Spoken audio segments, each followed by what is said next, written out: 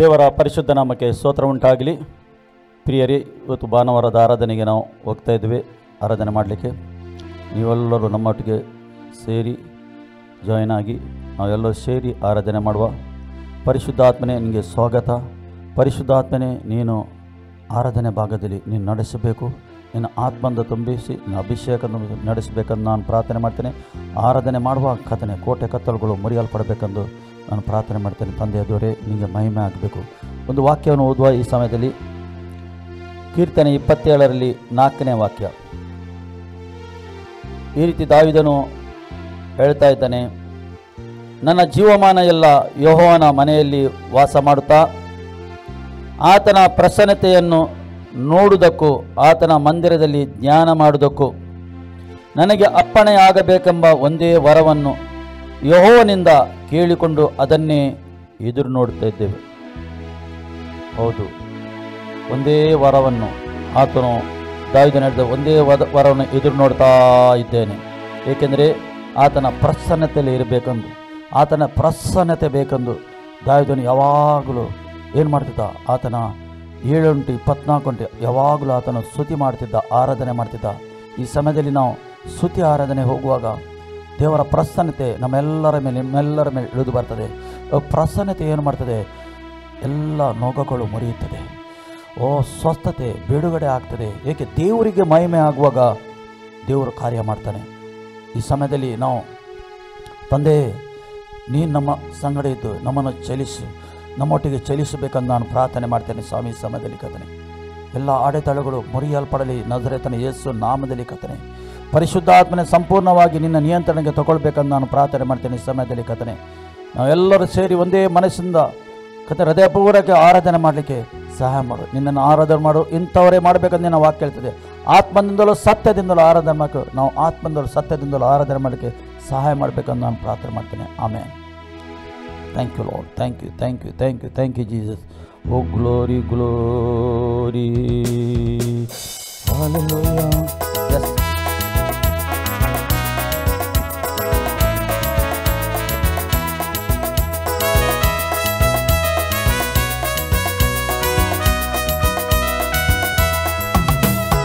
ಅಸಾಧ್ಯವಾದದು ಒಂದು ಇಲ್ಲ, ನಿನಗೆ ಅಸಾಧ್ಯವಾದದು ಒಂದು ಇಲ್ಲ. ಅಸಾಧ್ಯವಾದದು ಒಂದು ಇಲ್ಲ, ನಿನಗೆ ಅಸಾಧ್ಯವಾದದು ಒಂದು ಇಲ್ಲ. ಸಾಧ್ಯ ಎಲ್ಲ ಸಾಧ್ಯ, ನಿನ್ನಿಂದಲೇ ಎಲ್ಲ ಸಾಧ್ಯ. ಸಾಧ್ಯ ಎಲ್ಲ ಸಾಧ್ಯ, ನಿನ್ನಿಂದಲೇ ಎಲ್ಲ ಸಾಧ್ಯ. ನೀನು ಹೇಳಲಾಗದಂತ ಅದ್ಭುತ ಮಾಡುವೆ ನೀನು ಅಪ್ಪ, ನೀನು ಎಣಿಸಲಾಗದ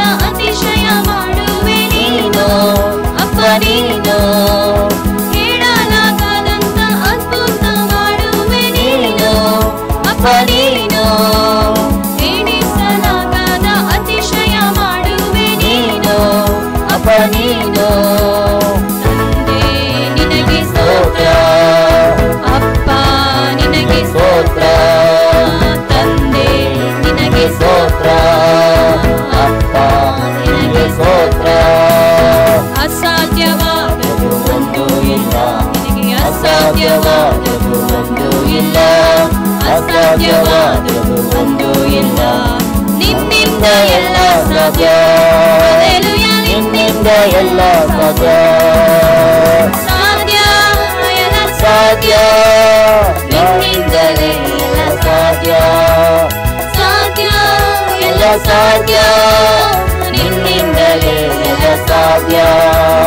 ಒಣಗಿದ ನೆಲದಲ್ಲಿ ಜಲವನ್ನು ಹರಿಸುವೆ ನೀನು ಅಪ್ಪ, ನೀನು ಮರುಭೂಮಿಯಲ್ಲಿ ನದಿಗಳ ಹರಿಸುವೆ ನೀನು ಅಪ್ಪ, ನೀನು ಒಣಗಿದ ನೆಲದಲ್ಲಿ ಜಲವನ್ನು ಹರಿಸುವೆ ನೀನು ಅಪ್ಪ, ನೀನು ಮರುಭೂಮಿಯಲ್ಲಿ ನದಿಗಳ ಹರಿಸುವೆ ನೀನು ಅಪ್ಪ, ನೀನು. ಅಪ್ಪ ನಿನಗೆ ಸ್ತೋತ್ರ, ತಂದೆ ನಿನಗೆ ಸ್ತೋತ್ರ. ಅಪ್ಪ ನಿನಗೆ ಸ್ತೋತ್ರ, ತಂದೆ ನಿನಗೆ ಸ್ತೋತ್ರ. ಅಸಾಧ್ಯವಾದದು ಒಂದು ಇಲ್ಲ, ನಿನಗೆ ಅಸಾಧ್ಯವಾದ ಅಸಾಧ್ಯವಾದದ್ದು ಒಂದು ಇಲ್ಲ. ನಿನ್ನಿಂದ ಎಲ್ಲ ಸಾಧ್ಯ. ಹಲ್ಲೆಲೂಯಾ, ನಿನ್ನಿಂದ ಎಲ್ಲ ಸಾಧ್ಯ. ಸಾಧ್ಯ, ಎಲ್ಲ ಸಾಧ್ಯ. ನಿನ್ನಿಂದಲೇ ಎಲ್ಲ ಸಾಧ್ಯ. ಸಾಧ್ಯ, ಎಲ್ಲ ಸಾಧ್ಯ. ನಿನ್ನಿಂದಲೇ ಎಲ್ಲ ಸಾಧ್ಯ. ನನ್ನ ಆಸೆ ಆಕಾಂಕ್ಷೆ ನೆರವೇರಿಸುವವ ನೀನು ಅಪ್ಪ ನೀನು. ನನ್ನೆಲ್ಲ ಇಷ್ಟವ ಪೂರೈಸುವಾತನು ನೀನು ಅಪ್ಪ ನೀನು. ನನ್ನ ಆಸೆ ಆಕಾಂಕ್ಷೆ ನೆರವೇರಿಸುವವ ನೀನು ಅಪ್ಪ ನೀನು. ನನ್ನೆಲ್ಲ ಇಷ್ಟವ ಪೂರೈಸುವಾತನು ನೀನು ಅಪ್ಪ ನೀನು. ಅಪ್ಪ ನಿನಗೆ ಸ್ತೋತ್ರ, ತಂದೆ ನಿನಗೆ ಸ್ತೋತ್ರ. ಅಪ್ಪ ನಿನಗೆ ಸ್ತೋತ್ರ, ತಂದೆ ನಿನಗೆ ಸ್ತೋತ್ರ. ಅಸಾಧ್ಯವಾದದ್ದು ಒಂದು ಇಲ್ಲ. ನಿನಗೆ ಅಸಾಧ್ಯವಾದದ್ದು ಒಂದು ಇಲ್ಲ. ಅಸಾಧ್ಯವಾದದ್ದು ಒಂದು ಇಲ್ಲ. ನಿನ್ನಿಂದ ಎಲ್ಲ ಸಾಧ್ಯ. ನಿನ್ನಿಂದ ಎಲ್ಲ ಸಾಧ್ಯ. ಸಾಧ್ಯ, ಎಲ್ಲ ಸಾಧ್ಯ. ಅಪ್ಪ ನಿನ್ನೆಲ್ಲ ಸಾಧ್ಯ ಉಂಟು. ನೀನೆಲ್ಲ ಮಾಡೋ ಶಕ್ತನಾಗಿದೆ ಕರ್ತನೇ. ಸರ್ವಶಕ್ತನು ಇರುವವನು ಇರುವಾತನಾಗಿದೆ ನೀನು ಕರ್ತನೇ. ಎಲ್ಲ ಸಮಯದಲ್ಲಿ ಎಲ್ಲ ಕಡೆಯಲ್ಲಿ ಇರುವಾತನು. ನಿಮಗೆ ಸಾಧ್ಯ ಉಂಟು. ಅರಣ್ಯದಲ್ಲಿ ಕತ್ತಲೆ ನೀನು ಕತ್ತಲೆ ನದಿಯನ್ನು ಹರಿಸುವನು ಕತ್ತಲೆ. ಸ್ತೋತ್ರಪ್ಪ. ನಿನ್ನಿಂದ ಎಲ್ಲ ಸಾಧ್ಯ. ಪ್ರಿಯ ಸ್ನೇಹಿತನೇ, ನಿನ್ನಾತ್ಮ ಬಾಳುವಂತೆ ನೀ ಎಲ್ಲ ಕಾರ್ಯದಲ್ಲೂ ಸುಖವಾಗಿರು ಮಗನೇ. ಪ್ರಿಯ ಸ್ನೇಹಿತನೇ, ನಿನ್ನಾತ್ಮ ಬಾಳುವಂತೆ ನೀ ಎಲ್ಲ ಕಾರ್ಯದಲ್ಲೂ ಸುಖವಾಗಿರು ಮಗನೇ. ಜೀವನವೊಂದು ಹೋರಾಟವೇ, ನಿಜವಾದ ಹೋರಾಟವೇ. ಜೀವನವೊಂದು ಹೋರಾಟವೇ, ನಿಜವಾದ ಹೋರಾಟವೇ. ಆತ್ಮನ ಕರ್ತವ್ಯಕ್ತಿ, ಆತ್ಮನ ಕರ್ತವ್ಯಕ್ತಿ. ಹೋರಾಡಿ ಜಯವನ್ನು ಹೊಂದೂರಿ, ಹೋರಾಡಿ ಜಯವನ್ನು ಹೊಂದೂರಿ. ಪ್ರಿಯ ಸ್ನೇಹಿತನೇ, ನಿನ್ನಾತ್ಮ ಬಾಳುವಂತೆ ಎಲ್ಲ ಕಾರ್ಯದಲ್ಲೂ ಸುಖವಾಗಿರು ಮಗನೇ. ಪ್ರಿಯ ಸ್ನೇಹಿತನೇ, ನಿನ್ನಾತ್ಮ ಬಾಳುವಂತೆ ಎಲ್ಲ ಕಾರ್ಯದಲ್ಲೂ ಸುಖವಾಗಿರು ಮಗನೇ.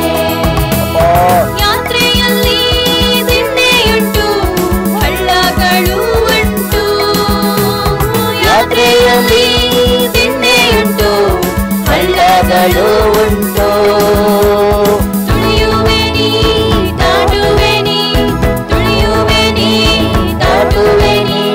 ಜಿಂಕೆಯ ಕಾಲು ನನಗುಂಟು, ಜಿಂಕೆಯ ಕಾಲು ನನಗುಂಟು. ಪ್ರಿಯ ಸ್ನೇಹಿತನೇ, ನಿನ್ನಾತ್ಮ ಬಾಳುವಂತೆ ಎಲ್ಲ ಕಾರ್ಯದಲ್ಲೂ ಸುಖವಾಗಿರು ಮಗನೇ. ಪ್ರಿಯ ಸ್ನೇಹಿತನೇ, ನಿನ್ನಾತ್ಮ ಬಾಳುವಂತೆ ಎಲ್ಲ ಕಾರ್ಯದಲ್ಲೂ ಸುಖವಾಗಿರು ಮಗನೇ. ಪ್ರಿಯ ಸ್ನೇಹಿತನೇ, ಆತ್ಮ ಬಾಳುವಂತೆ ಎಲ್ಲ ಕಾರ್ಯದಲ್ಲೂ ಸುಖವಾಗಿರು ಮಗನೇ. Glory glory glory. ನಿಮಗೆ ಅಸಾಧ್ಯ, ನಿಮಗೆಲ್ಲ ಸಾಧ್ಯ ಉಂಟು ಕರ್ತನೇ. ಹಾಲೆಲೂಯಾ. ಓ ರಾಜಾದಿರಾಜರ ಜೀವಿತದಲ್ಲಿ ಕಾರ್ಯ ನಡೆಸುವಾತ ನೀನಾಗಿದೆ ತಂದೆ. ನಿಮಗೆ ಸ್ತೋತ್ರ. ನಿನ್ನ ಪ್ರಸನ್ನತೆ, ನಿನ್ನ ಉಪಸ್ಥಿತಿಗಾಗಿ ಸ್ತೋತ್ರ ಕರ್ತನೇ. ಮಧ್ಯದಲ್ಲಿ ನೀನು ಹಿಡಿದು ಬಂದಿದ್ದು ಸ್ತೋತ್ರ. ಕೋಟಿ ಅನ್ಕೋಟಿ ದೇವದೂತರ ಮಧ್ಯದಲ್ಲಿ ಇರುವಾತನೇ, ಆಸನ ರೂಢನಾತನೇ ತಂದೆ. ನಿಮಗೆ ಸ್ತೋತ್ರಪ್ಪ. ರಾಜ್ಯದ ಬೆಳಕಿನಲ್ಲಿ ಇರುವಾತನಿಗೆ, ಅಗಮ್ಯ ಬೆಳಕಲ್ಲಿ ಇರುವ ದೇವರೇ ನಿಮಗೆ ಕೋಟಿ ಕೋಟಿ ಸ್ತೋತ್ರಪ್ಪ ತಂದೆ. Hallelujah hallelujah. ಸಮುದ್ರವನ್ನು ಒಣನೆಲವಾಗಿ ಮಾಡುವ ದೇವರಾಗಿದೆ ಸ್ತೋತ್ರ. ಗುಡ್ಡ ಬೆಟ್ಟಗಳಲ್ಲಿ ನೀರು ಹರಿಯುವ ಹಾಗೆ ಮಾಡುವ ದೇವರಾಗಿದೆ ತಂದೆ. ನಿಮಗೆ ಸ್ತೋತ್ರಪ್ಪ. ಓ ರಾಜಾದಿ ರಾಜನಿಗೆ ಸ್ತೋತ್ರ. ನಿನ್ನ ಹೊಗಳ್ತೇವೆ, ನಿನ್ನನ್ನು ಕೊಂಡಾಡ್ತೇವೆ ಕತೆ ನಾವು ಕತೆ. ಎಸ್ ಲಾರ್ಡ್, ಈ ಸಮಯಕ್ಕಾಗಿ ಸ್ತೋತ್ರಪ್ಪ. Thank you lord. ಎಸ್, ನಾವೆಲ್ಲರೂ ಸೇರಿ ಆರಾಧಿಸುವಾತನು, ನಮ್ಮ ಕಣ್ಣನ್ನು ಮುಚ್ಚಿ ನಾವು ಆರಾಧಿಸುವಾತನು. ಎಸ್, ಆತ್ಮೀಯ ಕಣ್ಣನ್ನು ತೆರೆದು यीशु मसीह भरोसा मेरा, तू ही सहारा है मेरा। मुश्किल समय में तू ही दिलासा, साथ रहेगा तू सदा। करुणा भलाई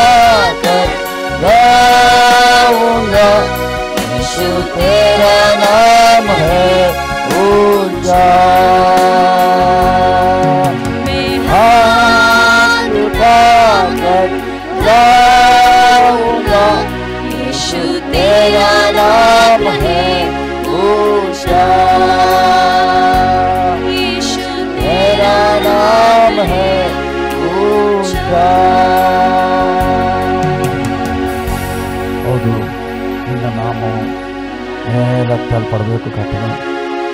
ಎಲ್ಲ ನಾಮಕ್ಕಿಂತ ಶ್ರೇಷ್ಠವಾದ ನಾಮ ನಿನ್ನದು, ಉನ್ನತವಾದ ನಿಮ್ಮ ನಾಮನ್ನದು. ಆ ನಾಮಕ್ಕೆ ಎಲ್ಲ ನಾಮಗಳು ಅಡ್ಡ ಬೀಳಬೇಕು ನಿನ್ನ ವಾಕ್ಯ ಹೇಳ್ತದೆ ಕರ್ತನೆ. ಅಪ್ಪ ನಿನಗೆ ಸ್ತೋತ್ರ. ನೀನೇ ಮಾರ್ಗ, ನೀನೇ ಸತ್ಯ, ನೀನೇ ಜೀವವಾಗಿದ್ದಪ್ಪ. ನಿನ್ನ ಮನೆ ಯಾರು ತಂದೆ ಬಳಿಗೆ ಹೋಗ್ಲಿಕ್ಕೆ ಆಗುವುದಿಲ್ಲ ಅಪ್ಪ. ನಾವು ಎಲ್ಲರೂ ಸೇರಿ ಕರ್ತನೆ ಆ ತಂದೆಗೆ ನಾವು ಆರಾಧನೆ ಮಾಡುವವರಾಗಿದ್ದೀವಿ. ಯವ್ವ, ನಿನ್ನ ಪ್ರಸನ್ನತೆ, ನಿನ್ನ ಉಪಸ್ಥಿತಿ ನಮ್ಮ ಮಧ್ಯೆ ಇದಕ್ಕೆ ಸ್ತೋತ್ರ. ಓ ಗ್ಲೋರಿ ಗ್ಲೋರಿ ಗ್ಲೋರಿ. ನಾವೆಲ್ಲರೂ ಸೇರಿ ಆರಾಧಿಸುವ. ದೇವರ ಉಪಸ್ಥಿತಿ ನಮ್ಮ ಮಧ್ಯದಲ್ಲಿ ಉಂಟು, ದೇವರ ಪ್ರಸನ್ನತೆ ಉಂಟು. ನೀವು ಒಬ್ಬೊಬ್ಬರಿಗೆ ದೇವರ ಅಭಿಷೇಕ ತೋರಿಸ್ತಾ ಇದ್ದೇನೆ. Yes, thank you lord, thank you thank you thank you. Oh glory. ನನ್ನ ಉಸಿರಿರುವ ದಿನವೆಲ್ಲ ಆರಾಧನೆ ಮಾಡುವೆ. ನಾ ಬದುಕಿರುವ ಕ್ಷಣವೆಲ್ಲ ನಿನ್ನ ಎಂದೆಂದು ಕೊಂಡಾಡುವೆ. ಆಶ್ರಯವೇ ನನ್ನ ಆಧಾರವೇ, ನಿನಗೆ ನನ್ನ ಆರಾಧನೆ. ಆಶ್ರಯವೇ ನನ್ನ ಆಧಾರವೇ, ನಿಮಗೆ ನನ್ನ ಆರಾಧನೆ. ಯೇಸುವೇ, ನಿಮಗೆ ನನ್ನ ಆರಾಧನೆ. ಶಾಶ್ವತ ಪ್ರೇಮದಿ ನೀ ನನ್ನನ್ನು ಕರೆದಿರುವೆ. ಎಷ್ಟೊಂದು ಉಪಕಾರ ನೀ ನನ್ನಲ್ಲಿ ಮಾಡಿರುವೆ. ಶಾಶ್ವತ ಪ್ರೇಮದಿ ನೀ ನನ್ನನ್ನು ಕರೆದಿರುವೆ. ಎಷ್ಟೊಂದು ಉಪಕಾರ ನೀ ನನ್ನಲ್ಲಿ ಮಾಡಿರುವೆ. ಯುಗ ಯುಗಗಳಿಗೂ ನಿನ್ನ ನಾಮ ಉನ್ನತವು. ತಲೆ ತಲೆ ಮಾರಿಗೂ ಕೃಪೆ ಶಾಶ್ವತವು. ಯುಗ ಯುಗಗಳಿಗೂ ನಿನ್ನ ನಾಮ ಉನ್ನತವು. ತಲೆ ತಲೆ ಮಾರಿಗೂ ನಿನ್ನ ಕೃಪೆ ಶಾಶ್ವತವು. ಆಶ್ರಯವೇ ನನ್ನ ಆಧಾರವೇ, ನಿಮಗೆ ನನ್ನ ಆರಾಧನೆ.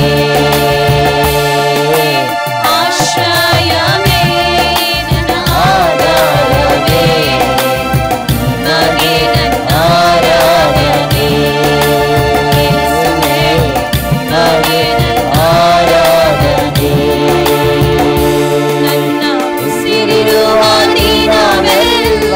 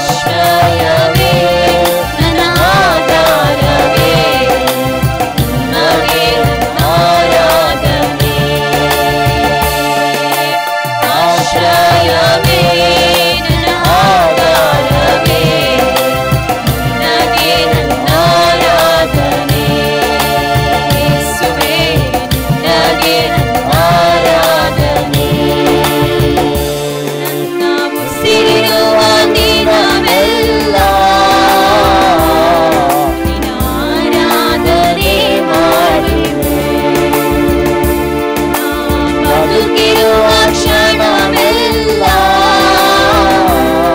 ನಿನ್ನ ಎಂದೆಂದು ಕೊಂಡಾಡುವೆ. ನನ್ನ ಉಸಿರಿರುವ ದಿನವೆಲ್ಲ ನಿನ್ನ ಆರಾಧನೆ ಮಾಡುವೆ. ನಾ ಬದುಕಿರುವ ಕ್ಷಣವೆಲ್ಲ ಕೊಂಡಾಡುವೆ. ಆಶ್ರಯವೇ ನನ್ನ ಆಧಾರವೇ, ನಿನಗೆ ಆರಾಧನೆ. ಆಶ್ರಯವೇ ನನ್ನ ಆಧಾರವೇ, ನಿನಗೆ ಆರಾಧನೆ. ಯೇಸುವೇ ನಿನಗೆ ಆರಾಧನೆ. ಯೇಸುವೇ ನಿನಗೆ ಆರಾಧನೆ. ಹೌದು ಕರ್ತನೇ, ನೀನೇ ಆಧಾರವಾಗಿದೆ ಕರ್ತನೇ, ನೀನೇ ಆಶ್ರಯವಾಗಿದೆ, ನಿನ್ನ ಆಶ್ರಯವಾಗಿದೆ ಕರ್ತನೇ. ನಿನ್ನ ಮಕ್ಕಳಿಗೆ ನೀನೇ ಆಧಾರ. ಓ ನಿನ್ನ ಕೃಪೆ ನಮ್ಮ ಮಧ್ಯದಲ್ಲಿ ಸ್ತೋತ್ರ, ನಿನ್ನ ಉಪಸ್ಥಿತಿ ನಮ್ಮ ಮಧ್ಯದಲ್ಲಿ ಸ್ತೋತ್ರಪ್ಪ ತಂದೆ. ಓ ಗ್ಲೋರಿ ಗ್ಲೋರಿ ಗ್ಲೋರಿ ಗ್ಲೋರಿ. ಓ ತಂದೆ ಸ್ತೋತ್ರ ಸ್ತೋತ್ರ ಸ್ತೋತ್ರಪ್ಪ. ಓ ಗ್ಲೋರಿ ಗ್ಲೋರಿ. ರಾಜಾದಿರಾಜನಿಗೆ ಸ್ತೋತ್ರಪ್ಪ. ಓ ಸಿಂಹಾಸನ ನೋಡನಾಥನೇ ಸ್ತೋತ್ರ. ಎಸ್ ಮನಪೂರ್ವಕವಾಗಿ ಆರಂಭಿಸುವಾಗ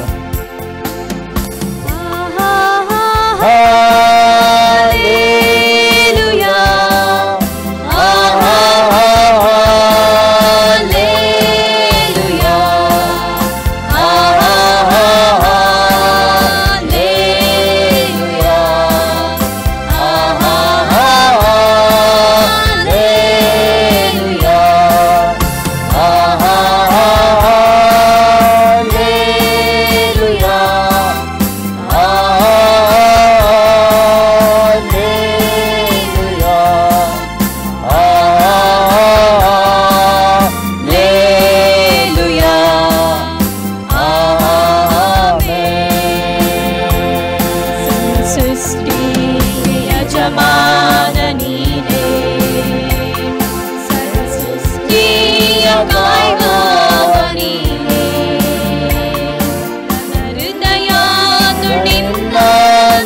ಆರಾಧಿಸುವೆ. ಎಂದೆಂದು ಶಿರವಾಗಿ ನಮಿತೆ. ಸರ್ವ ಸೃಷ್ಟಿಗೆ ಯಜಮಾನ ನೀನೇ, ಸರ್ವ ಸೃಷ್ಟಿಯ ಕಾಯುವವ ನೀನೇ. ನನ್ನ ಹೃದಯದ ನಿನ್ನನ್ನೇ ಆರಾಧಿಸುವೆ.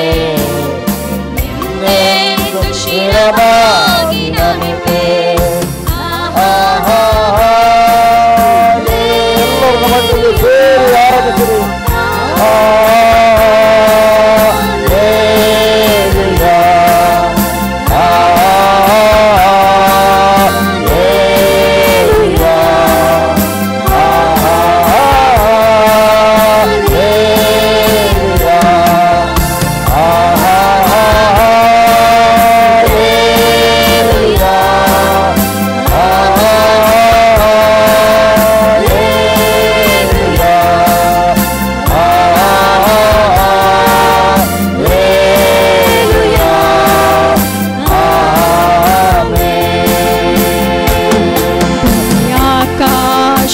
ಅಳಿದೋದರೇನು ನಿನ್ನ ವಾಕ್ಯವು ಎಂದು ಅಳಿಯಾದು.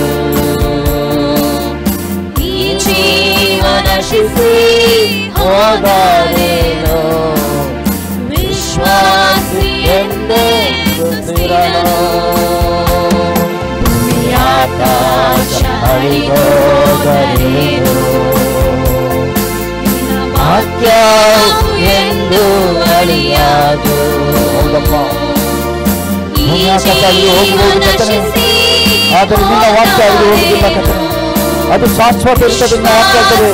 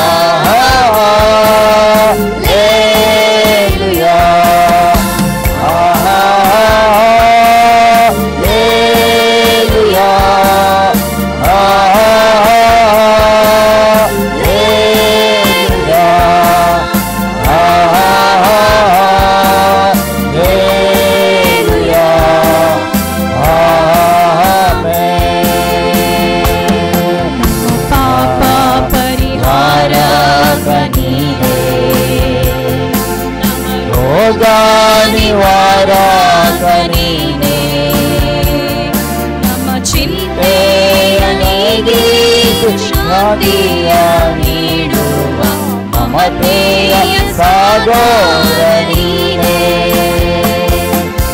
ಪಾಪ ನಿವಾರಕ ನೀನೇ, ರೋಗ ನಿವಾರಕ ನೀನೇ. ಚಿಂತೆಯ ನೀಗಿಸಿ ಶಾಂತಿಯ ನೀಡುವ ಮಮತೆಯ ಸಾಗೋರ ನೀನೇ.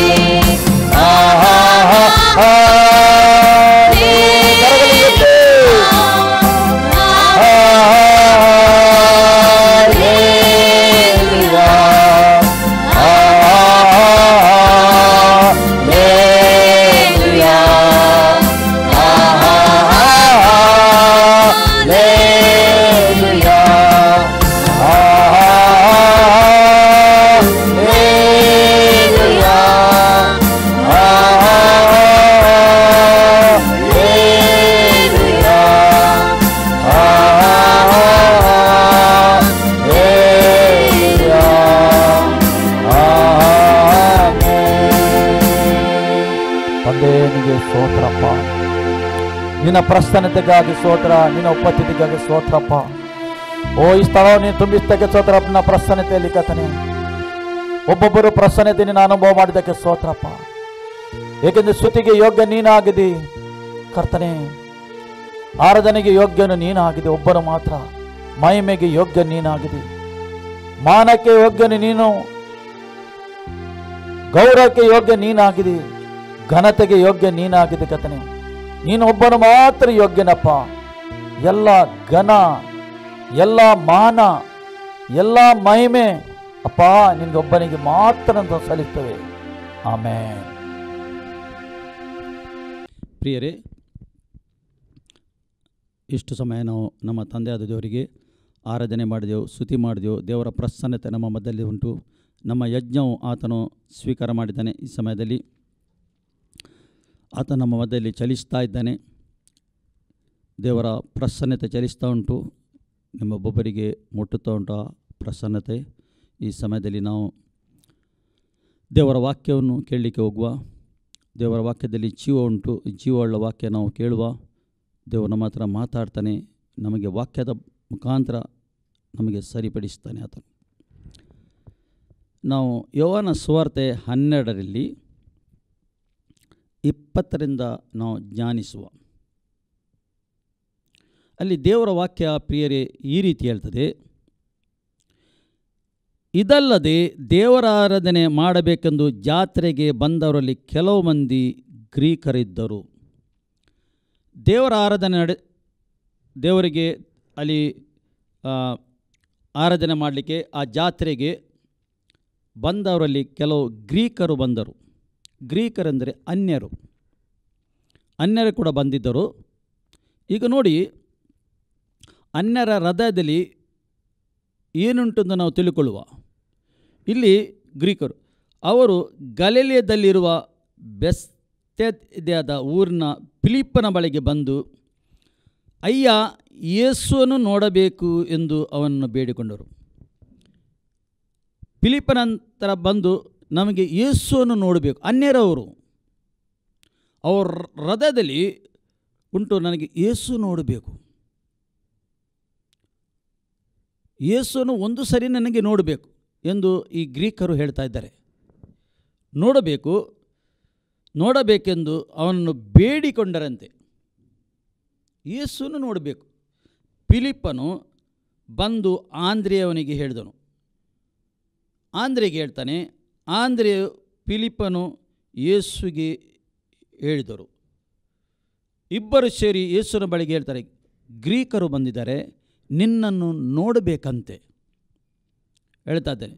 ಅಲ್ಲಿ ಆಗ ಯೇಸು ಅವರಿಗೆ ಉತ್ತರ ಕೊಟ್ಟು ಹೇಳಿದ್ದೇನೆಂದರೆ, ಯೇಸು ಉತ್ತರ ಕೊಡ್ತಾ ಇದ್ದಾನೆ, ಮನುಷ್ಯಕುಮಾರನು ತನ್ನ ಮಹಿಮೆಯ ಪದವಿಯನ್ನು ಹೊಂದುವ ಸಮಯ ಬಂದಿದೆ. ನಿಮಗೆ ನಿಜ ನಿಜವಾಗಿ ಹೇಳ್ತೇನೆ, ಗೋಧಿಯ ಕಾಳು ಭೂಮಿಯಲ್ಲಿ ಬಿದ್ದು ಸಾಯದಿದ್ದರೆ ಒಂದೇ ಆಗಿ ಉಳಿಯುವುದು, ಸತ್ತರೆ ಬಹಳ ಫಲ ಕೊಡುವುದು. ಈಗ ಆಂದ್ರೆ ಮತ್ತು ಫಿಲಿಪ್ಪನು ಬಂದು ಹೇಳಿದ ಮಾತೇನು, ಯೇಸು ಏನು ಮಾತಾಡ್ತಾ ಇದ್ದಾನೆ. ಗ್ರೀಕರು ಬಂದಿದ್ದಾರೆ, ನಿನಗೆ ನೋಡಬೇಕು. ಆದರೆ ಯೇಸು ಹೇಳ್ತಾನೆ, ಗೋಧಿಯ ಕಾಳು ನೆಲದಲ್ಲಿ ಬಿದ್ದು ಸಾಯದಿದ್ದರೆ ಅದು ಫಲ ಕೊಡುವುದಿಲ್ಲ.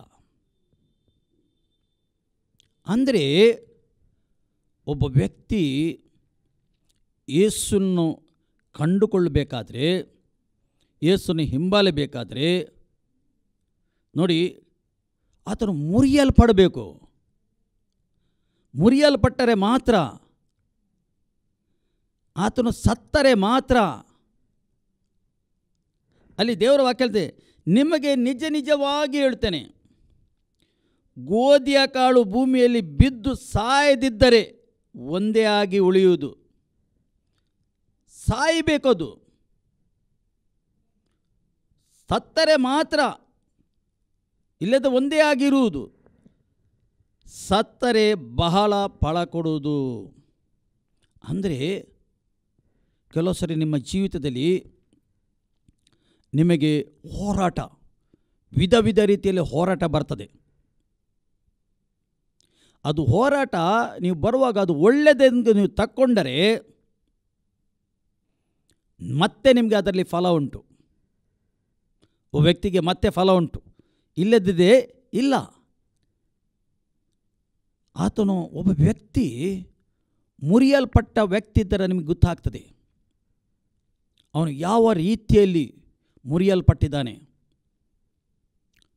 ಮುರಿಯಲ್ಪಟ್ಟು ಯಾವ ರೀತಿಯಲ್ಲಿ ಯೇಸುವಿನ ಹತ್ತಿರ ಆತನು ಬಂದಿದ್ದಾನೆ, ಯೇಸು ಹೇಗೆ ಆತನಿಗೆ ಅದರಿಂದ ಬಿಡುಗಡೆ ಕೊಟ್ಟಿದ್ದಾನೆ. ಒಬ್ಬ ಮುರಿಯಲ್ಪಟ್ಟ ವ್ಯಕ್ತಿ ಯೇಸು ಹತ್ರ ಬಂದರೆ ಮಾತ್ರ ಆತನು ಕೊನೆ ತನಕ ನಿಲ್ತಾನೆ, ಆತನು ಫಲ ಕೊಡ್ತಾನೆ. ಇಲ್ಲದರೆ ಫಲ ಕೊಡುವುದಿಲ್ಲ ಆತನು. ಆತನಿಗೆ ಮುರಿಯಲ್ಪಡಬೇಕೆಂದು ಏನೊಂದು ಗೊತ್ತಿಲ್ಲ ಆತನಿಗೆ, ಕಷ್ಟ ಎಂದರೆ ಏನೊಂದು ಗೊತ್ತಿಲ್ಲ ಆತನಿಗೆ, ಆತನ ಜೀವಿತದಲ್ಲಿ ಹೋರಾಟ ಏನೆಂದು ಆತನಿಗೆ ಗೊತ್ತಿಲ್ಲ. ಆದ ಕಾರಣ ಆತನ ಕೊನೆಯ ತನಕ ಒಂದು ವೇಳೆ ಆತನಿಗೆ ಆ ಅನುಭವ ಇಲ್ಲದಿದ್ದರೆ ಕೊನೆಯ ತನಕ ಅವನು ನಿಲ್ಲಲಿಕ್ಕೆ ಆಗುವುದಿಲ್ಲ, ಫಲ ಕೊಡಲಿಕ್ಕೆ ಆಗುವುದಿಲ್ಲ. ದೇವರು ಏನು ಬಯಸ್ತಾನೆ, ನೀವು ಫಲ ಕೊಡಬೇಕಂದು ದೇವರು ಬಯಸ್ತಾನೆ. ಹೇಗೆ ಮರವು ಹರಿಯುವ ನೀರಿನ ಅಲ್ಲಿ ಒಂದು ಮರ ಇದ್ದರೆ ಆ ಮರದ ಬೇರಿಗೆ 7-24 ಗಂಟೆ ಕೂಡ ನೀರು ಸಿಗ್ತದೆ. ಅಂದರೆ 12 ತಿಂಗಳು ಕೂಡ ನೀರು ಸಿಗ್ತದೆ ಅದಕ್ಕೆ. ಆಗ ಅದು ಮರ ಬೆಳೆದು ಫಲ ಕೊಡುತ್ತದೆ. ಅದೇ ಪ್ರಕಾರ ಒಬ್ಬ ಮನುಷ್ಯರೆಂದರೆ ಒಂದು ಮರಕ್ಕೆ ಸಮಾನನು. ಈಗ ಆಂದ್ರೆ ಮತ್ತು ಫಿಲಿಪ್ಪನು ಬಂದು ಹೇಳಿದ ಮಾತೇನು, ಯೇಸು ಕೊಟ್ಟ ಉತ್ತರ ಏನು ಆಗ್ಬೋದು? ಕೈಯಲ್ಲಿ ಬೀಜ ತಗೊಂಡ ಅದು ನೆಲಕ್ಕೆ ಬಿಸಾಡಿದ ಮತ್ತು ಹೇಳಿದ ಅವರಿಗೆ ಈ ರೀತಿ, ಸತ್ತರೆ ಮಾತ್ರ ಫಲ ಕೊಡ್ತದೆ, ಇಲ್ಲದರೆ ಹಾಗೆಯೇ ಉಳಿಯುವುದು, ಅದೇ ರೀತಿ ಉಳಿದು ಹೋಗುವುದು. ಯೇಸು ಹೇಳ್ತಾ ಇದ್ದಾನೆ.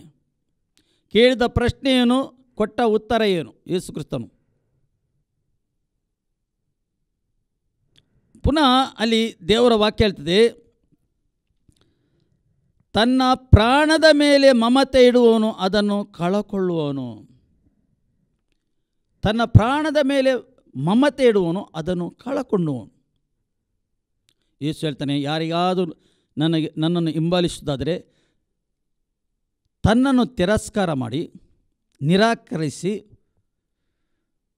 ತನ್ನ ಶಿಲುಬೆಯನ್ನು ಇಟ್ಟುಕೊಂಡು ನನ್ನ ಹಿಂದೆ ಬರಲಿ ಎಂದು ಹೇಳ್ತಾನೆ. ಹೊತ್ತುಕೊಂಡು ನನ್ನ ಹಿಂದೆ ಬರಲಿ ಎಂದು ಹೇಳ್ತಾನೆ. ಅಂದರೆ ಒಬ್ಬ ವ್ಯಕ್ತಿಗೆ, ಈ ಲೋಕದಲ್ಲಿ ನಡೆಯುವ ಎಲ್ಲ ವ್ಯಕ್ತಿಗೆ ಶಿಲುಬೆ ಉಂಟು. ಅವನವನೇ ಶಿಲುಬೆ, ಮರದ ಶಿಲುಬೆ ಅಲ್ಲ ಮಾತಾಡೋದು. ಅವನು ಏನು ಮಾಡಬೇಕು? ತನ್ನನ್ನು ನಿರಾಕರಿಸಿ, ಅಂದರೆ ತನ್ನ ಆ ಆಸೆ, ಈ ಆಸೆ, ಲೋಕದ ಆಸೆ, ಆಸೆ ಅದು ನಿರಾಕರಿಸಬೇಕು ಮತ್ತು ಆ ಶಿಲುಬೆని ಹೊತ್ತುಕೊಂಡು ಯೇಸುವಿನ ಹಿಂದೆ ಹೋಗಬೇಕು. ಆಗ ಮಾತ್ರ ಅವನಿಗೆ ಅಲ್ಲಿ ಫಲ ಕೊಡಲಿಕ್ಕೆ ಆಗ್ತದೆ. ಆ ವ್ಯಕ್ತಿಗೆ ನಿತ್ಯತ್ವ ಸಿಗ್ತದೆ. ಈ ಲೋಕದಲ್ಲಿ ಬಂದ ವ್ಯಕ್ತಿಗೆ ನಿತ್ಯತ್ವ ವೆರಿ ವೆರಿ ಇಂಪಾರ್ಟೆಂಟ್ ಆಗಿದೆ. ಆಗ್ಬೋದು ಆ ಗ್ರೀಕರು ಬಂದರು, ಅವರ ಒಳಗೆ ಒಂದು ಸಂತೋಷ ಇರಲಿಲ್ಲ, ಬಹುಶಃ ನಿರಾಶೆ ಇತ್ತು, ಬಹುಶಃ ಅವರ ಒಳಗೆ ಒಂದು ಖಾಲಿ ಇತ್ತು ಒಳಗಿಂದ. ಯೇಸುವನ್ನು ಒಂದು ಸರಿ ನೋಡಿದರೆ ಸಾಕು, ಬಹುಶಃ ಅವರು ಕೇಳಿದ್ದು ಯೇಸುವಿನ ವಿಷಯದಲ್ಲಿ. ಯೇಸು ಈ ರೀತಿ ಉತ್ತರ ಕೊಟ್ಟನು. ಬೀಜವನ್ನು ತಗೊಂಡನು, ನೆಲದಲ್ಲಿ ಬಿಸಾಡಿದನು. ಈ ರೀತಿ ಸತ್ತರೆ ಮಾತ್ರ ಫಲ ಕೊಡಲಿಕ್ಕೆ ಆಗ್ತದೆ, ಇಲ್ಲದರೆ ಹಾಗೇ ಉಳಿದು ಹೋಗ್ತದೆ ಅದು. ಅಂದರೆ ಕೆಲವು ವಿಷಯದಲ್ಲಿ ನಮ್ಮ ಜೀವಿತದಲ್ಲಿ ನಾವು ಸಾಯಬೇಕಾಗ್ತದೆ. ನಮ್ಮ ಶರೀರದಲ್ಲಿ ಕೆಲವು ಸಂಗತಿ ಉಂಟು, ನಮ್ಮ ಅಭ್ಯಾಸ ಉಂಟು, ಅದರಲ್ಲಿ ನಾವು ಸಾಯಬೇಕು. ಅದನ್ನು ಸಂಪೂರ್ಣವಾಗಿ ಬಿಡಬೇಕು. ನಾವು ಬಿಟ್ಟರೆ ಮಾತ್ರ ಆತನನ್ನು ಹಿಂಬಾಲಿಸಲಿಕ್ಕೆ ಆಗ್ತದೆ, ಇಲ್ಲದರೆ ಆಗುವುದಿಲ್ಲ. ಅದೇ ಹೇಳ್ತಾ ಇದ್ದೇನೆ, ಯೇಸು ಕ್ರಿಸ್ತನು ಹೇಳ್ತಾ ಇದ್ದಾನೆ, ಪ್ರಾಣದ ಮೇಲೆ ಮಮತೆಡುವನು ಅದನ್ನು ಕಳಕೊಳ್ಳುವನು. ಲೋಕದಲ್ಲಿ ತನ್ನ ಪ್ರಾಣವನ್ನು ಹಗೆ ಮಾಡುವವನು ನಿತ್ಯ ಜೀವಕ್ಕಾಗಿ ಅದನ್ನು ಕಾಪಾಡಿಕೊಳ್ಳುವನು. ನಿತ್ಯ ಜೀವಕ್ಕಾಗಿ ಅದು ಕಾಪಾಡಿಕೊಳ್ಳುವನು. ನಿತ್ಯ ಜೀವ ವೆರಿ ವೆರಿ ಇಂಪಾರ್ಟೆಂಟ್. ಒಬ್ಬ ವ್ಯಕ್ತಿಗೆ ದೇವರು ಮಾನವನಿಗೆ ಸೃಷ್ಟಿ ಮಾಡುವಾಗ ನಿತ್ಯತ್ವಕ್ಕೆ ಸೃಷ್ಟಿ ಮಾಡಿದ್ದು. ಆತ ನಿತ್ಯ ದೇವರೊಟ್ಟಿಗೆ ಜೀವಿಸಬೇಕೆಂದು ಸೃಷ್ಟಿ ಮಾಡಿದ್ದು, ಸಾಯಲಿಕ್ಕಲ್ಲ. ಆದರೆ ಮಾನವನ ಅವಿಧೇಯತ್ವದ ಕಾರಣ ದೇವರು ಏನು ಹೇಳಿದ್ದಾನೆ ಅದು ಆತನು ಫಾಲೋ ಮಾಡಲಿಲ್ಲ.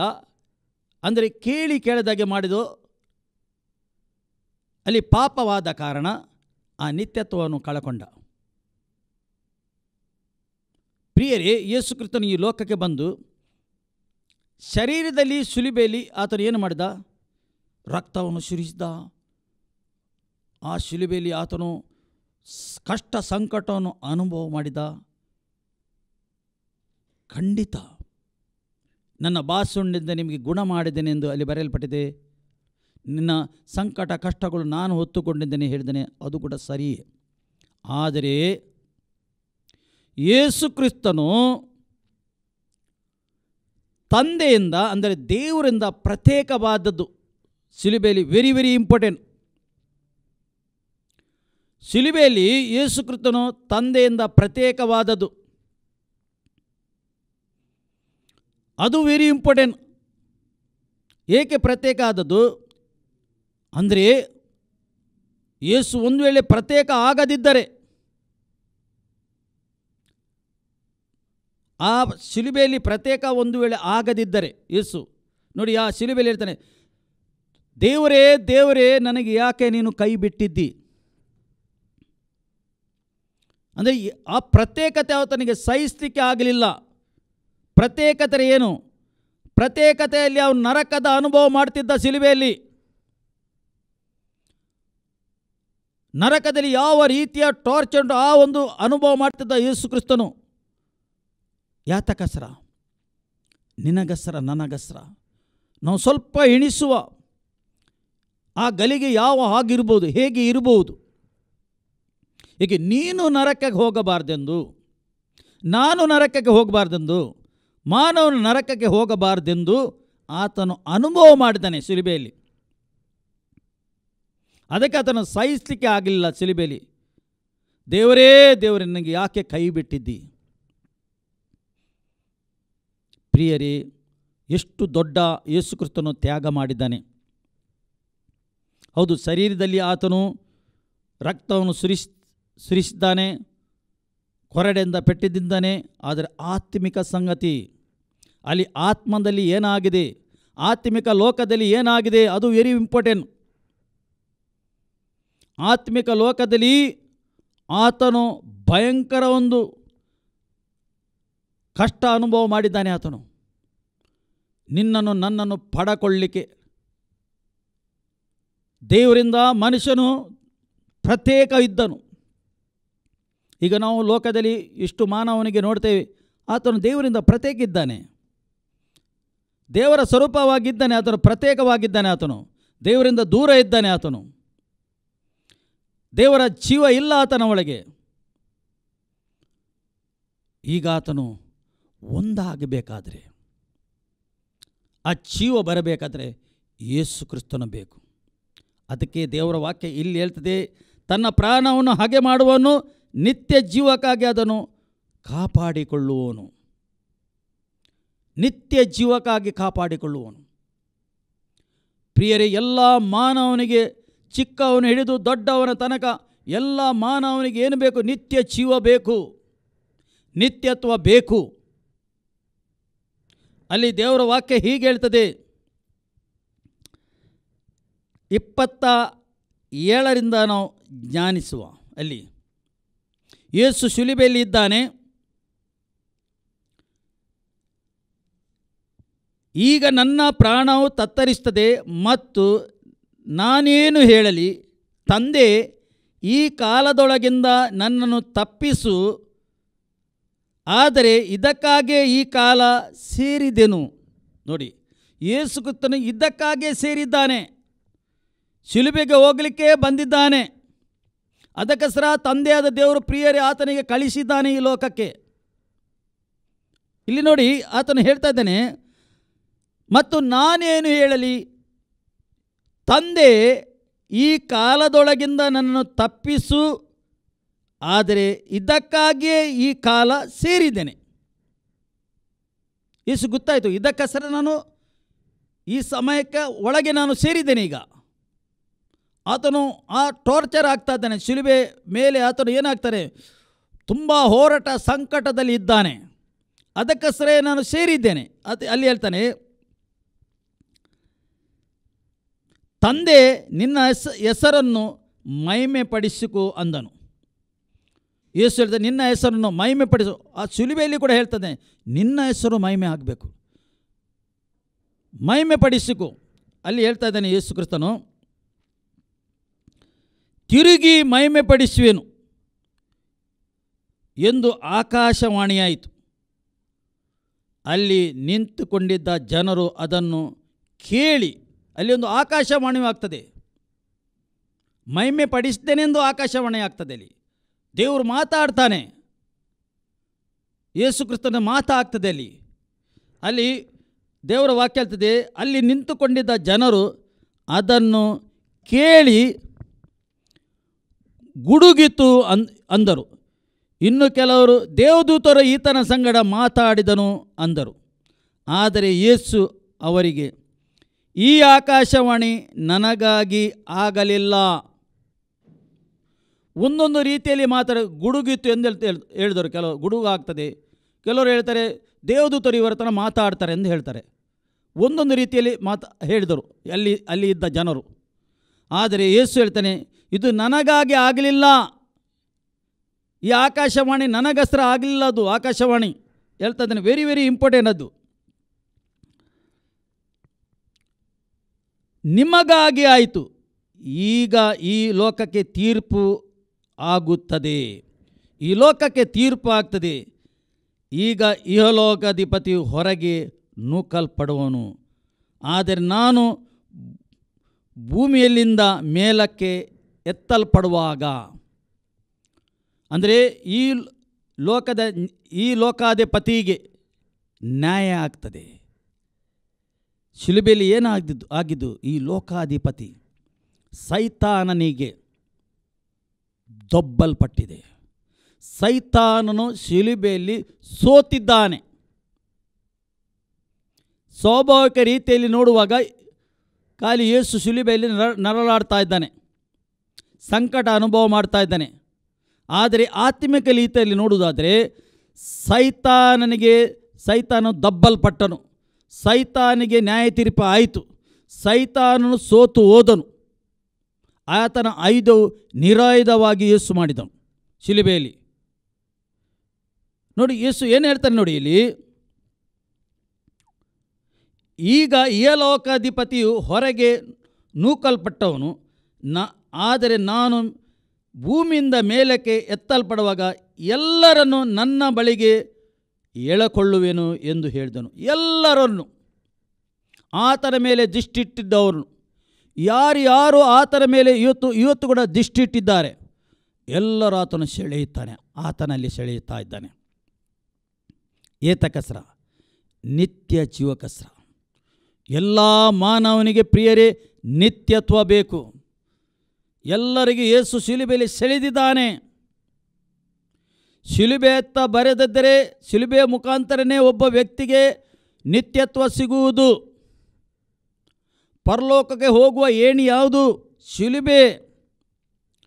ಆ ಶಿಲುಬೆಯ ಮುಖಾಂತರ ಮಾತ್ರ ಒಬ್ಬ ವ್ಯಕ್ತಿಗೆ ನಿತ್ಯತ್ವ ಸಿಗುತ್ತದೆ.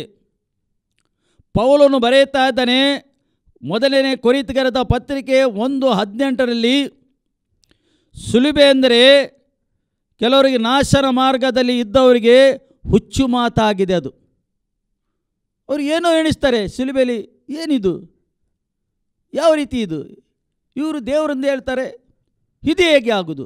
ಅವರಿಗೆ ಒಂದು ಹುಚ್ಚು ಮಾತು, ಏನೋ ಕಾಣ್ತದೆ ಅವರಿಗೆ. ಯೇಸು ರಕ್ತ ಸುರಿಸ್ತಾ ಇದ್ದಾನೆ, ಶಿಲುಬೆಯಲ್ಲಿ ನರಳಾಡ್ತಾ ಇದ್ದಾನೆ, ಕೆಲವು ಮಾತಾಗ್ತಾ ಉಂಟಲ್ಲಿ, ತಂದೆ ಆ ಥರದವನು ಮಾತಾಡ್ತಾ ಇದ್ದಾನೆ, ಎಲ್ಲ ಮಾನವ ಕುಲಕ್ಕೆ ಕ್ಷಮೆ ಕೊಡ್ತಾ ಇದ್ದಾನೆ. ಅಲ್ಲಿ ಕೆಲವರು ನಿಂದೆ ಮಾಡ್ತಾ ಇದ್ದಾರೆ, ಏನೇನೋ ಮಾತಾಗ್ತದೆ ಅಲ್ಲಿ.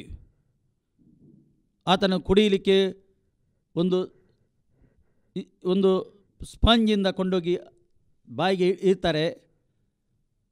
ಕೆಲವು ಸಂಗತಿ ಆ ಶಿಲುಬೆಯಲ್ಲಿ ಆಗ್ತದೆ. ಇದೆಲ್ಲ ನಾಶನ ಮಾರ್ಗದಲ್ಲಿ ಇದ್ದವರಿಗೆ ಹುಚ್ಚು ಮಾತಾಗಿದೆ. ಪೌಲನು ಬರೆಯುತ್ತಾನೆ, ಆದರೆ ನಮಗಾದರೂ ರಕ್ಷಣೆ ಮಾರ್ಗದ ಇದ್ದವರಿಗೆ ಅದು ಶಕ್ತಿಯಾಗಿದೆ ಎಂದು ದೇವರ ವಾಕ್ಯ ಹೇಳ್ತದೆ. ನಮಗೆ ಅದು ಶಕ್ತಿಯಾಗಿದೆ. ಶಿಲುಬೆಯಿಂದ ಶಕ್ತಿ ಸಿಗ್ತದೆ ನಮಗೆ. ಶಿಲುಬೆಯ ಮುಖಾಂತರ ನಮಗೆ ಶಕ್ತಿ ಸಿಗ್ತದೆ. ಪ್ರಿಯರೇ, ಯೇಸು ಶಿಲುಬೆಯಲ್ಲಿ ದೊಡ್ಡ ಕಾರ್ಯ ಮಾಡಿದ್ದಾನೆ. ಆ ಅಮೂಲ್ಯವಾದ ರಕ್ತವನ್ನು ಆತನು ಸುರಿಸಿದ್ದಾನೆ. ಯಾತಕಸ್ರ ಸುರಿಸಿದ್ದಾರೆ? ನಿಮಗಸ್ರ ನಮಗಸ್ರ ಆತನು ಸುರಿಸಿದ್ದಾನೆ. ನಿಮ್ಮ ಪಾಪ ನಮ್ಮ ಪಾಪ, ಈ ಜಗತ್ತಿನ ಪಾಪವನ್ನು ಆ ರಕ್ತ ಸುರಿಸದಿಂದ ಕ್ಷಮೆ ಸಿಕ್ಕಿದೆ. ಅಮೂಲ್ಯವಾದ ಅದು ರಕ್ತ. ಈಗ ಕೂಡ ಆ ರಕ್ತ ಎಂದು ಹೇಳುವಾಗನೇ ಸೈತಾನನು ಹೆದರುತ್ತಾನೆ. ನೀವು ಸಮಸ್ಯೆಯಲ್ಲಿ ಇರುವಾಗ, ನೀವು ಡಿಸ್ಟರ್ಬ್ ಇರುವಾಗ, ಮನೆಯಲ್ಲಿ ನಿಮಗೆ ಅನ್ಕಂಫರ್ಟೇಬಲ್ ಇರುವಾಗ ಯೇಸುವಿನ ರಕ್ತವನ್ನು ಕೇಳಿಕೊಳ್ಳಿರಿ. ಅದು ಏಕೆ ಆಗುವುದು? ಆತ್ಮಿಕ ಲೋಕದಲ್ಲಿ ಈ ದುಷ್ಟ ಶಕ್ತಿಗಳು ಏನು ಮಾಡ್ತದೆ? ಒಬ್ಬನಿಗೆ ಅರೆಸ್ಟ್ಮೆಂಟ್ ಮಾಡ್ತದೆ. ಅರೆಸ್ಟ್ಮೆಂಟ್ ಮಾಡಿ ಅವನಿಗೆ ಮಾನಸಿಕಿಗೆ ಕೊಂಡೋಗ್ತದೆ. ಯತೆ ತಂದು, ಚಿಂತೆ ತಂದು, ಆ ಸಮಸ್ಯೆ ಈ ಸಮಸ್ಯೆಯನ್ನು ಹಾಕುತ್ತದೆ. ಯಾವಾಗ ನೀನು ಯೇಸುವೇ ನಿನ್ನ ರಕ್ತವನ್ನು ನಾನು ಕೇಳಿಕೊಳ್ತೇನೆ, ನನ್ನ ಮೇಲೆ, ನನ್ನ ಕುಟುಂಬದ ಮೇಲೆ, ನನ್ನ ಮನೆ ಮಟ್ಟುವ ಮೇಲೆ, ಮನೆಯ ಸುತ್ತಲೂ ಮೇಲೆ ಕೆಳಗೆ ನಿನ್ನ ರಕ್ತವನ್ನು ನಾನು ಕೇಳ್ಕೊಳ್ತೇನೆ. ಹೋಗುವಾಗ ವಾಹನದ ಮೇಲೆ ರಕ್ತವನ್ನು ಕೇಳ್ಕೊಳ್ತೇನೆ. ಆ ರಕ್ತ ಅಮೂಲ್ಯವಾದ ರಕ್ತವಾಗಿದೆ. ಆ ರಕ್ತದಲ್ಲಿ ಜೀವ ಉಂಟು. ಯೇಸು ಸುರಿಸಿದ ರಕ್ತ ಅದು ವ್ಯರ್ಥ ಅಲ್ಲ. ಆ ರಕ್ತದಲ್ಲಿ ಸೈತಾನನು ನಡುಕ್ತಾನೆ. ಆ ರಕ್ತಕ್ಕೆ ನೋಡುವಾಗ, ಯೇಸು ಕ್ರಿಸ್ತನ ರಕ್ತಕ್ಕೆ ನೋಡುವಾಗ ನಡುಕ್ತಾನೆ. ಈಗ ಕೂಡ ನಿಮ್ಮ ಬಾಯಲ್ಲಿ ಯೇಸುವಿನ ರಕ್ತ ಎಂದು ಹೇಳುವಾಗ ಆ ಸೈತಾನನು ನಡುಗುತ್ತಾನೆ. ಆತ್ಮಿಕ ಲೋಕದಲ್ಲಿ ಆತನಿದ್ದಾನೆ. ಆತನು ಹೆದರಿಕೆ ಸ್ಟಾರ್ಟ್ ಆಗ್ತದೆ ಅವನಿಗೆ. ನೋಡಿ, ಯೇಸು ಕ್ರಿಸ್ತನ ಶಿಲುಬೆಯಲ್ಲಿ ಇರುವಾಗ ನರಕದಲ್ಲಿ ಭೂಕಂಪ ಆಗಿದೆ, ನರಕ ಶೇಕ್ ಆಗಿದೆ. ಏಕೆ? ಅದು ಅಮೂಲ್ಯವಾದ ರಕ್ತ ಆತನ ಶರೀರದಿಂದ ಆ ಶಿಲುಬೆ ಮುಖಾಂತರ ಇಳಿದು ಬಂದಿದೆ, ಆ ನೆಲಕ್ಕೆ ಬಿದ್ದಿದೆ. ಶಾಪಾದ ನೆಲವು ಏನಾಗಿದೆ? ಆಶೀರ್ವಾದ ಆಗಿದೆ ಈ ನೆಲ. ಪ್ರಿಯರೇ, ನಿಮಗಸ್ರ ನಮಗಸ್ರ ಆತನು ಆ ಶಿಲುಬೆಯಲ್ಲಿ ಆತನು ಏಕೆ ಅಷ್ಟು ಕಷ್ಟ ಸಂಕಟ ಅನುಭವ ಮಾಡಿದ್ದಾನೆ? ಏಕೆ? ನೀನು ನಾನು ನಾಶವಾಗಬಾರದು, ನಾವ್ಯಾರು ಕೂಡ ನಾಶವಾಗಬಾರ್ದೆಂದು. ಶರೀರದಲ್ಲಿ ಇರುವಾಗ ಮಾನವನಿಗೆ ಗೊತ್ತಾಗುವುದಿಲ್ಲ. ತನಗೆ ಬೇಕಾದ ರೀತಿಯಲ್ಲಿ ನಡೀತಾನೆ, ಪಾಪದಲ್ಲಿ ನಡೀತಾನೆ. ತನಗೆ ಬೇಕಾದ ರೀತಿಯಲ್ಲಿ ದೇವರ ಚಿತ್ತಕ್ಕೆ ವಿರುದ್ಧವಾಗಿ ನಡೆಯುತ್ತಾನೆ. ನಿಜವಾದ ದೇವರು, ಜೀವ ಸ್ವರೂಪನಾದ ದೇವರು ಯಾರೆಂದು ತಿಳುಕೊಳ್ಳದೆ ನಡೆಯುತ್ತಾನೆ. ರೋಮಾಪುರದ ಪತ್ರಿಕೆ ಓದಿ ನಮಗೆ ಒಂದನೇ ಅಧ್ಯಾಯ ನಮಗೆ ಓದಿದರೆ ಗೊತ್ತಾಗ್ತದೆ. ಸೃಷ್ಟಿಯ ಮುಖಾಂತರ ದೇವರು ಮಾತಾಡ್ತಾನೆ, ಒಬ್ಬ ಸೃಷ್ಟಿಕರ್ತನು ಇದ್ದಾನೆಂದು. ಇವನು ಯೇಸು ಶಿಲುಬೆಯಲ್ಲಿ ಇರುವಾಗ ಸೃಷ್ಟಿ ಕೂಡ ಮಾತಾಡಿತು. ದೇವರ ವಾಕ್ಯ ಹೇಳ್ತದೆ, ಯೇಸು ಪ್ರಾಣ ಬಿಡುವಾಗ ಭೂಕಂಪ ಆಯ್ತಂತೆ, ಗುಡುಗು ಮಿಂಚು ಆಯಿತು, ಭೂಮಿಗೆ ಕತ್ತಲೆ ಬಿತ್ತಂತೆ. ಇಡೀ ಭೂಮಿಗೆ ಕತ್ತಲೆ ಬಿತ್ತು ಯೇಸು ಪ್ರಾಣ ಬಿಡುವಾಗ. ಏಕೆ? ಈ ಪ್ರಕೃತಿ ಕೂಡ ಯೇಸು ಕ್ರಿಸ್ತನು ರಕ್ಷಕನು, ದೇವಕುಮಾರನು, ಇವನು ದೇವರಾಗಿದ್ದನೆಂದು ಅವರು ಈ ಪ್ರಕೃತಿ ಕೂಡ ಒಪ್ಪಿತು. ಇವತ್ತು ತನ್ನ ಸ್ವರೂಪವಾಗಿ ಸೃಷ್ಟಿ ಮಾಡಿದ ಮಾನವನು ಒಪ್ಪುವುದಿಲ್ಲ. ಮಾನವನಿಗೆ ಸೈತಾನನು ಧರ್ಮದಲ್ಲಿ ಕಟ್ಟ ಹಾಕಿದ್ದಾನೆ.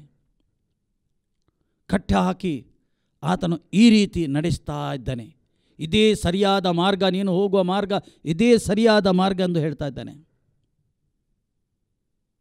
ಪ್ರಿಯರೇ, ಲೋಕದಲ್ಲಿ ಕತ್ತಲೆ ಉಂಟು, ಅಂಧಕಾರದ ಕತ್ತಲೆ ತುಂಬಿದೆ ಲೋಕದಲ್ಲಿ. ಅದರಿಂದ ಬಿಡುಗಡೆ ಆಗಬೇಕಾದರೆ ಯೇಸು ಕ್ರಿಸ್ತನು ನಿಮ್ಮ ಜೀವಿತದಲ್ಲಿ ಬೇಕು. ಯೇಸು ಕ್ರಿಸ್ತನಿಗೆ ಮೊದಲನೇ ಸ್ಥಾನ ಕೊಡಬೇಕು. ಪೂರ್ಣ ಹೃದಯದಿಂದ, ಪೂರ್ಣ ಶಕ್ತಿಯಿಂದ, ಪೂರ್ಣ ಬುದ್ಧಿಯಿಂದ ಆತನಿಗೆ ಸ್ವೀಕಾರ ಮಾಡಬೇಕು. ಮೊದಲನೇ ಸ್ಥಾನ ಆತನಿಗೆ ಕೊಡಬೇಕು. ಏಕೆಂದರೆ ಆತನಿಗೆ ಯಾವಾಗ ನೀವು ಮೊದಲನೇ ಸ್ಥಾನ ಕೊಡ್ತೀರಿ, ನಿಮ್ಮ ಸಮಸ್ಯೆಗೆ ಉತ್ತರ. ನಿಮ್ಮ ಮನೆಯಲ್ಲಿ ಆತನಿಗೆ ವೆಲ್ಕಮ್ ಮಾಡುವಾಗ ಅಲ್ಲಿ ಸಮಾಧಾನ.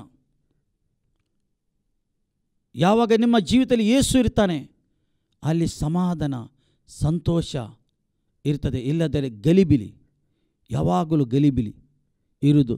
ಕುಟುಂಬದಲ್ಲಿ ಗಲಿಬಿಲಿ, ಗಂಡ ಹೆಂಡತಿಯ ಮಧ್ಯದಲ್ಲಿ ಗಲಿಬಿಲಿ, ಕೆಲಸ ಕಾರ್ಯದಲ್ಲಿ ಗಲಿಬಿಲಿ, ಒಂದು ತೃಪ್ತಿ ಇಲ್ಲ. ಯಾವಾಗ ಯೇಸುಗೆ ನೀವು ಮೊದಲನೇ ಸ್ಥಾನ ಕೊಡುವಾಗ, ಸ್ವಲ್ಪ ಸ್ಥಾನ ಕೊಡುವುದಲ್ಲ, ಒಂದು ಭಾಗ ಮಾತ್ರ ಕೊಡುವುದಲ್ಲ, ಸಂಪೂರ್ಣವಾಗಿ ನೀವು ಒಪ್ಪಿಸಿಕೊಡಬೇಕು ಆತನಿಗೆ. ಆತನು ಯೇಸು ಕ್ರಿಸ್ತನು ಸಂಪೂರ್ಣವಾಗಿ ತಂದೆಗೆ ಒಪ್ಪಿಸಿಕೊಟ್ಟಿದ್ದಾನೆ ಶಿಲುಬೆಯಲ್ಲಿ. ಟೋಟಲಿ ನನ್ನ ಪ್ರಾಣ ನಿನಗೆ ಒಪ್ಪಿಸಿಕೊಡ್ತೇನೆ ಎಂದು ಹೇಳ್ದ ಯೇಸು ಶಿಲುಬೆಯಲ್ಲಿ. ಆತ್ಮ ದೇವರ ಕೈಗೆ ಕೊಟ್ಟಿದ್ದಾನೆ. ಆತನು ಸಂಪೂರ್ಣವಾಗಿ ಒಪ್ಪಿದ. ಏಕೆ? ದೇವರ ಚಿತ್ತಕ್ಕೆ ಪ್ರಿಯರೇ ಆತನು ವಿಧೇಯನಾದ. ಇವತ್ತು ನೀವು ಮತ್ತು ನಾವು ದೇವರ ಚಿತ್ತಕ್ಕೆ ವಿಧೇಯರಾಗಬೇಕು. ದೇವರ ಆತ್ಮ ನಿಮಗೆ ಸಹಾಯ ಮಾಡ್ತಾನೆ. ಹೇಗೆ ಆಗುವುದೆಂದು ನಿಮಗೆ ಒಂದು ಪ್ರಶ್ನೆ ಇರ್ಬೋದು. ಇದು ಸಾಧ್ಯವಾ? ಖಂಡಿತ ಸಾಧ್ಯ. ನೀವು ಒಪ್ಪಿಸಿಕೊಡಿರಿ. ಒಪ್ಪಿಸಿಕೊಡುವಾಗಲೇ ದೇವರ ಆತ್ಮ ನಿಮ್ಮ ಜೀವಿತದಲ್ಲಿ ಕೆಲಸ ಮಾಡಲಿಕ್ಕೆ ಪ್ರಾರಂಭ ಮಾಡ್ತಾನೆ. ನಿಮಗೆ ನಿಮ್ಮ ಅಶಾಂತಿಯನ್ನು ಹೋಗಿ ಒಳಗೆ ಶಾಂತಿ ಬರ್ತದೆ. ಅದಕ್ಕೋಸ್ಕರ ಯೋಚನೆ, ಹೋಗಿರಿ, ಜಗತ್ತಿಗೆ ಶುಭ ಸಂದೇಶವನ್ನು ಸಾರಿರಿ. ಶುಭ ಸಂದೇಶ, ಗುಡ್ ನ್ಯೂಸ್ ಸಾರಿರಿ ಎಂದು ಹೇಳ್ತಾನೆ. ಈ ಗುಡ್ ನ್ಯೂಸ್ ಎಲ್ಲ ಮಾನವನಿಗೆ ಬೇಕು. ಎಲ್ಲ ಮಾನವನ ರಕ್ಷಣೆ ಹೊಂದಬೇಕು ಎಂದು ದೇವರ ಚಿತ್ತವಾಗಿದೆ. ಅದಕ್ಕೋಸ್ಕರ ಯೇಸು ಹೇಳ್ತಾರೆ, ಹೊರಟು ಹೋಗಿರಿ, ಶುಭ ಸಂದೇಶವನ್ನು ಸಾರಿರಿ ಹೇಳ್ತಾನೆ. ಏಕೆ? ಅವರು ಕೂಡ ನಿತ್ಯತ್ವ ಪಡೆದುಕೊಳ್ಳಬೇಕು. ಎಲ್ಲರೂ ನಿತ್ಯತ್ವ ಪಡೆದುಕೊಳ್ಳಬೇಕು. ಏಕೆಂದರೆ ನಾವು ಆತನವರಾಗಬೇಕು, ನಾವು ಕ್ರಿಸ್ತನವರಾಗಬೇಕು. ಕ್ರಿಶ್ಚನಲ್ಲ, ಕ್ರಿಸ್ತನವರು. ಕ್ರಿಸ್ತನು ನನ್ನಲ್ಲಿ, ನಾನು ಕ್ರಿಸ್ತನಲ್ಲಿ ಇರಬೇಕು. ಖಾಲಿ ಕ್ರಿಶ್ಚನಾಗಿ ಜೀವಿಸ್ತಾರೆ ನಾವು ಪರಲೋಕಕ್ಕೆ ಹೋಗಲಿಕ್ಕೆ ಆಗೋದಿಲ್ಲ. ನಾವು ಆತನಲ್ಲಿ ಇರಬೇಕು, ಆತನ ನಮ್ಮಲ್ಲಿ ಇರಬೇಕು. ನಾವು ಅನ್ಯೋನ್ಯತೆಯಲ್ಲಿ ನಡೆಯಬೇಕು. ಕೊನೇ ತನಕ ಆತನ ಮೇಲೆ ದೃಷ್ಟಿ ಇಟ್ಟು ಆತನ ಮಾರ್ಗದಲ್ಲಿ ನಡೆಯಬೇಕು. ಒಂದೇ ನಮ್ಮ ಗುರಿ ಇರಬೇಕು. ಹೌದು, ನಾನು ಕ್ರಿಸ್ತನಲ್ಲಿದ್ದೇನೆ, ಕ್ರಿಸ್ತ ನನ್ನಲ್ಲಿದ್ದಾನೆ, ನಾನು ಒಂದು ದಿವಸ ನಿತ್ಯತ್ವಕ್ಕೆ ಸೇರುತ್ತೇನೆ. ಈ ರೀತಿ ನಿಮ್ಮ ಭಾವನೆ ಇದ್ದರೆ ಖಂಡಿತವಾಗಿ ನೀವು ಗುರಿ ಮುಟ್ಟುತ್ತೀರಿ. ಈ ವಾಕ್ಯದಿಂದ ದೇವರು ನಮ್ಮನ್ನು ಆಶೀರ್ವಾದ ಮಾಡಲಿ. ಆಮೇನ್. ಪ್ರಾರ್ಥಿಸುವ. ಪ್ರೀತಿ ಸ್ವರೂಪನಾದ ತಂದೆಯಾದವರು ನಿನಗೆ ಕೋಟಿ ಕೋಟಿ ಸ್ತೋತ್ರ. ಈ ಸಮಯದಲ್ಲಿ ಕರ್ತನೇ, ನಿನ್ನ ವಾಕ್ಯದ ಮುಖಾಂತರ ನೀನು ಮಾತಾಡಿದ ಕರ್ತನೇ, ಒಬ್ಬ ವ್ಯಕ್ತಿಗೆ ನಿತ್ಯತ್ವ ವೆರಿ ವೆರಿ ಇಂಪಾರ್ಟೆಂಟ್ ಆಗಿದೆ. ಅದು ಕ್ರಿಸ್ತ ಯೇಸುವಿನ ಮುಖಾಂತರ ಮಾತ್ರ ಕರ್ತನೇ. ತಂದೆ ನಿನಗೆ ಸ್ತೋತ್ರಪ್ಪ. ಯೇಸುವೇ ನಿನಗೆ ಸ್ತೋತ್ರ. ನಿನ್ನ ಪರಿಶುದ್ಧ ರಕ್ತದಿಂದ ಕರ್ತನೇ ಈ ಸಮಯದಲ್ಲಿ ಯಾರ್ಯಾರು ಕರ್ತನ ವಾಚ್ ಮಾಡ್ತಾರೆ, ಈ ಒಂದು ದೇವರ ವಾಕ್ಯವನ್ನು ಕರ್ತನೇ ಕೇಳ್ತಾ ಇದ್ದಾರೆ, ಅವರ ಎಲ್ಲರ ಮೇಲೆ ನಿನ್ನ ಪರಿಶುದ್ಧ ರಕ್ತ ನಾನು ಕೇಳಿಕೊಡ್ತೇನೆ ಕರ್ತನೇ. ಕರ್ತನೇ ಅವರ ಮನೆಯ ಮೇಲೆ, ಅವರ ಮೇಲೆ, ಅವರ ಕುಟುಂಬದ ಮೇಲೆ ಯೇಸು ಕ್ರಿಸ್ತನ ಪರಿಶುದ್ಧ ರಕ್ತವನ್ನು ನಾನು ಕೇಳಿಕೊಡ್ತೇನೆ ಕರ್ತನೇ. ಇವರು ಕೂಡ ನಿತ್ಯ ಜೀವವನ್ನು ಪಡೆಕೊಳ್ಳಬೇಕೆಂದು ನಾನು ಪ್ರಾರ್ಥನೆ ಮಾಡ್ತೇನೆ ಕರ್ತನೇ. ತಂದೆ ನಿನಗೆ ಸ್ತೋತ್ರ ಕರ್ತನೇ. ಸಂಪೂರ್ಣವಾಗಿ ಒಪ್ಪಿಸಿಕೊಡಲಿಕ್ಕೆ ನೀನು ಇವರಿಗೆ ಸಹಾಯ ಮಾಡಬೇಕಂದು ನಾನು ಪ್ರಾರ್ಥನೆ ಮಾಡ್ತೇನೆ. ಈ ಸಮಯದಲ್ಲಿ ನಿನ್ನ ಸಹಾಯ ಬೇಕು ಕರ್ತನೇ. ಇವರಿಗೆ ಪರಿಶುದ್ಧಾತ್ಮನೇ ನೀನು ಸಹಾಯ ಮಾಡಬೇಕಂದು ನಾನು ಪ್ರಾರ್ಥನೆ ಮಾಡ್ತೇನೆ. ಈ ಸಮಯದಲ್ಲಿ ನಿನ್ನ ಹಸ್ತ ಇವರ ಮೇಲೆ ಇಳಿದು ಬರಬೇಕಂದು ನಾನು ಪ್ರಾರ್ಥನೆ ಮಾಡ್ತೇನೆ. ಇವರು ಬ್ಲೆಸ್ ಆಗಲಿ ಕರ್ತನೇ. ಇವರು ಆಶೀರ್ವಾದ ಹೊಂದಬೇಕಂದು ನಾನು ಪ್ರಾರ್ಥನೆ ಮಾಡ್ತೇನೆ ಸ್ವಾಮಿ. ಈ ಸಮಯದಲ್ಲಿ ಇವರು ಬ್ಲೆಸ್ ಆದಕ್ಕೆ ಸ್ತೋತ್ರ. ಆಶೀರ್ವಾದ ಹೊಂದಿದ್ದು ಹೋಗ್ತಾ ಯೇಸು ಕ್ರಿಸ್ತನ ನಾಮದಲ್ಲಿ ಪ್ರಾರ್ಥಿಸಿ ಹೊಂದಿದೆ ಪ್ರೀತಿಯುಳ್ಳ ತಂದೆ, ಆಮೇನ್. ನಾವು ಅಂತ್ಯಾಶವನ್ನು ಪಡ್ಕೊಳ್ಳುವ. ನಮ್ಮ ತಂದೆಯಾದ ದೇವರ ಪ್ರೀತಿ, ಯೇಸು ಕ್ರಿಸ್ತನ ಕೃಪೆ, ಪರಿಶುದ್ಧಾತ್ಮನ ಅನ್ಯೋನ್ಯತೆ ಈಗಲೂ ಸದಾಕಾಲ ನಿಮ್ಮ ಸಂಗಡ ಇರಲಿ. ಆಮೇನ್.